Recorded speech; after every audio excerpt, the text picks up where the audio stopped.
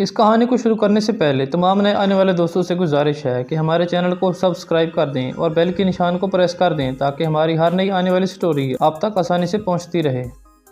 जिस तरह इस्लाम में 12 महीनों पर मुसलमान यकीन और एतमाद रखते हैं और इसी तरह 12 महीने ही इंग्लिश की ज़बान में कहलाते हैं। मिसाल के तौर पर इस्लामी महीनों में पहला महीना मुहर्रमुल हराम, दूसरा महीना सफ़र, तीसरा महीना रबीउल अव्वल, चौथा रबीउल सानी, पाँचवा महीना जमादिउल अव्वल, छठा महीना जमादिउल सानी, सातवां महीना रजब, आठवां महीना शाबान, नौवां महीना रमज़ान, 10वां महीना शवाल, 11वां महीना ज़िलक़ाइदा और 12वां महीना ज़िलहज हैं। अल्लाह ताला ने दुनिया में ऐसी कोई नेमत नहीं भेजी जिसके लिए बेशुमार और अनगिनत फ़वाइद न हों। शवाल के महीने को ही ले लीजिए, जो ही ये महीना सर उठाता है तो आलम इस्लाम में खुशी और मसरत की लहर दौड़ जाती है। ये इस्लामी महीने बड़े बाबरकत और मुक़द्दस महीने बड़ी मोहब्बत और चाहत के लिए अपने अंदर रहमतें समेटे लिए होते हैं। चूँकि तमाम 12 इस्लामी महीने मुसलमानों को अपनी बाबरकत और रहमतें से हर दम रहम करम से नवाजते रहते हैं, मगर माह शव्वाल और माह रमज़ान अपने अंदर सारा साल की खूबियों के अलावा साल भर की खराबियों को दूर करने की भी कोशिश करते हैं। यूँ तो पूरे 12 इस्लामी महीने अपने अंदर बेशुमार नेकियां फैलाने में आगे आगे होते हैं,